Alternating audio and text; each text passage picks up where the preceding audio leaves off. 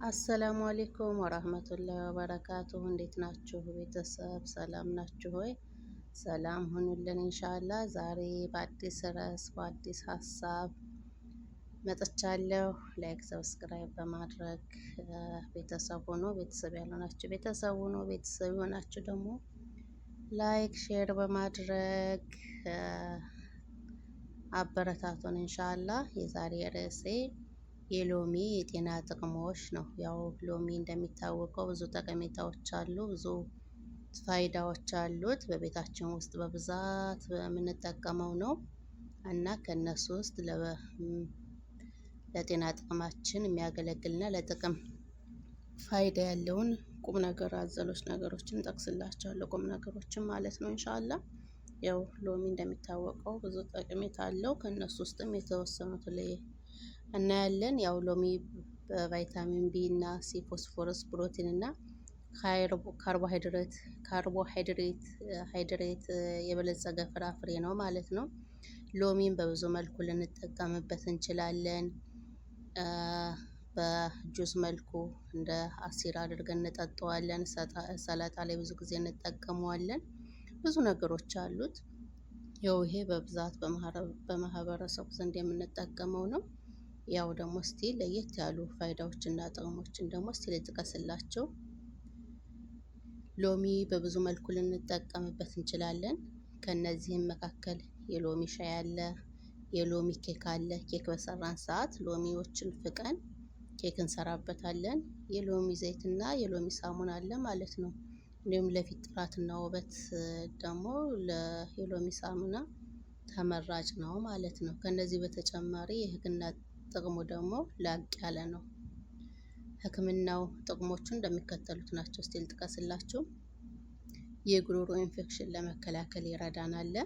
ሎሚ የጉሮሮ ኢንፌክሽን ለምሳሌ ቶንሲል ወይ ደግሞ የጉሮሮ ቁስለት በሌላ አጋጣሚ ከተፈጠረ የጉሮሮ ኢንፌክሽን እንዳይፈጠርልን ይረዳናል።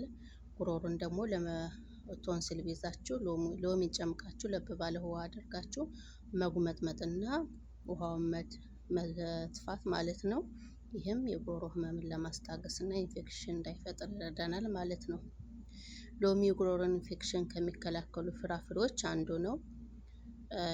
ያው የጸረ ባክቴሪያን የመከላከል ኃይል አለው። እናም የሎሚ ጭማቂ ከውሃ ጋር ቀላቅለን ወይም በሻይ መልክ መውሰድ ብዙ ጠቀሜታ አለው ማለት ነው። ሎሚ ምግብን ለማንሸራሸር፣ የሆድ ድርቀትን ለመከላከል ይጠቅመናል። ምግብን እንዲሸራሸርልን፣ የሆድ ድርቀትም እንዳይከሰትብን ይረዳናል ማለት ነው። ሎሚ ያው ለነዚህ ጥቅሞች የሚውለው ሆድ ድርቀት እንዳይዝና የምግብ መንሸራሸርን እንዲያፋጥንልን፣ አጠቃቀሙ ወዲያው የተዘጋጀ የሎሚ ጭማቂ የምግብ አለመፈጨትንና የሆድ ድርቀትን ለመከላከል በጭማቂ በሎሚ ጭማቂ መጠጥ መውሰድ ይቻላል። በምግብ ገበታችን ውስጥም ትንሽ ጠብታ ሎሚ መጨመር ተገቢ ነው። ሰላጣ ላይ፣ ሾርባ ላይ፣ ብዙ ነገር ላይ ጨምረን መጠቀም ይኖርብናል ማለት ነው። ነገር ግን ሎሚ ከወተት ጋር መቀላቀል እንደሌለብን መገንዘብ ይኖርብናል። ሎሚ በጭራሽ ከወተት ጋር ቀላቅለን የማንጠቀመው ነው፣ መጠቀም የሌለበት ነው ማለት ነው። በሻሂ መጠቀም ይቻላል። ሻይ ላይ በጁስ መልኩ መጠቀም ይቻላል። ሾርባዎችና ሰላጣዎች ላይ መጠቀም ትችላላችሁ። ያው ብዙ ጠቀሜታ አለው ማለት ነው። ሎሚ ደምን ያጠራል። በጭማቂም በሰላጣም ባልኳችሁ መንገድ ከተጠቀማችሁ ሎሚ ደምን የማጥራት በተጨማሪም ጥሩ ጽዳትንም ለመጠበቅ ያገለግላል ማለት ነው።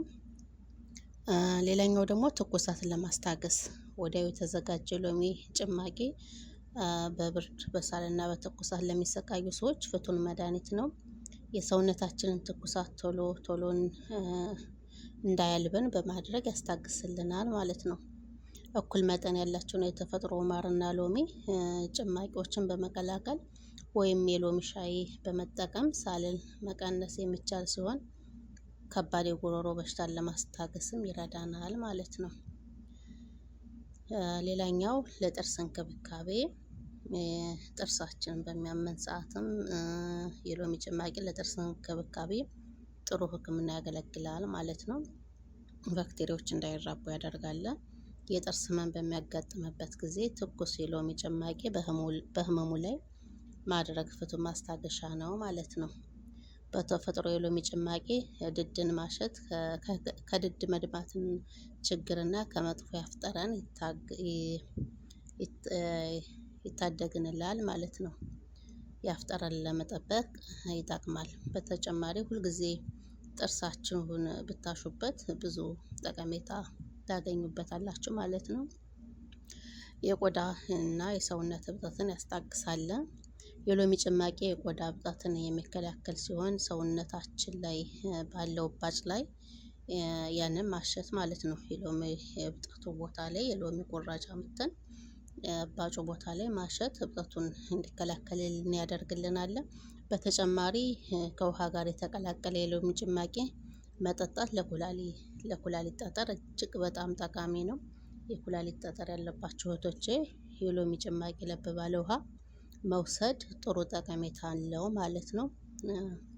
በተለይ በስደት ላላቸው እህቶች ብዙ ኩላሊቷቸውን ለሚያማቸው ተጠቀሙት ማለት ነው። የኩላሊት ጠጠር ላለባቸውም መድኃኒትን ብዙ ጊዜ ከመጠቀም እንደዚህ ያሉ በተፈጥሮ ያሉትን በመጠቀም ራስን ማከም ይቻላል ኢንሻአላህ።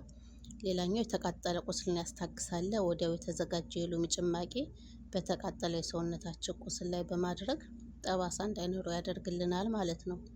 ሎሚ ሰውነታችን የማቀዝቀዝ ባህሪ ስላለው በቃጠሎ ምክንያት የሚመጣን የመለብለብ ስሜትን ያስታግሳል። የሎሚ ጭማቂ ውስጣዊ መድማትን ይከላከላል። ምክንያቱም ሎሚ ጸረ ጀርምና ጸረ ባክቴሪያ ባህሪ ስላሉት የአፍንጫ መድማትን ለመከላከል በሎሚ ጭማቂ የተነከረ ጥጥ በአፍንጫ ቀዳዳ ውስጥ ለትንሽ ደቂቃዎች በማቆየት መፍትሄ ይሆናል ማለት ነው። አፍንጫ ደም የሚደማባችሁ የደም መድማትና ደም አልቆም ካለ እንደዛ መጠቀም ይቻላል ማለት ነው። ሌላኛው የወባና አተት በሽታዎችን ለመከላከል ይረዳል። ሎሚ ደምን የማጥራት አቅም ስላለው እንደ ወባና አተት ያሉ በሽታዎችን ይከላከላል። እግር ዘና ፈታ እንዲል ያደርጋል። ሎሚ ጠንካራ ሽታና ጸረ ባክቴሪያ ኬሚካላዊ ባህሪ ያለው ስለዚህ ለብ ባለ ውሃ ውስጥ የሎሚ ጭማቂ አድርገን የእግራችንን መንከር መዘፍዘፍ እግራችን ዘና እንዲል ያደርግልናል። ሌላኛው ለቆዳ እንክብካቤ የሎሚ ጭማቂ እርጅናን የሚከላከል ሲሆን የቆዳ መሸብሸብን ይከላከልልናል። ለመገጣጠሚያና ለጡንቻ ህመሞችም ጥሩ መፍትሄ ነው። ይህም እድሜ ለገፉ ሰዎች ጥሩ መፍትሄ ነው ማለት ነው። ሌላኛው ደግሞ ክብደትን ለመቀነስ የሎሚ ጭማቂ ክብደትን ለመቀነስ ከውሃና ማር ጋር በመቀላቀል መጠጣት ያተነፋፈስ ስርዓትን ያስተካክላል። የደም ግፊትን ይቀንሳል። ለፀጉር እንክብካቤም ጥሩ መፍትሄ ነው። በጥቅሉ የሎሚ ጥቅሞች እነዚህን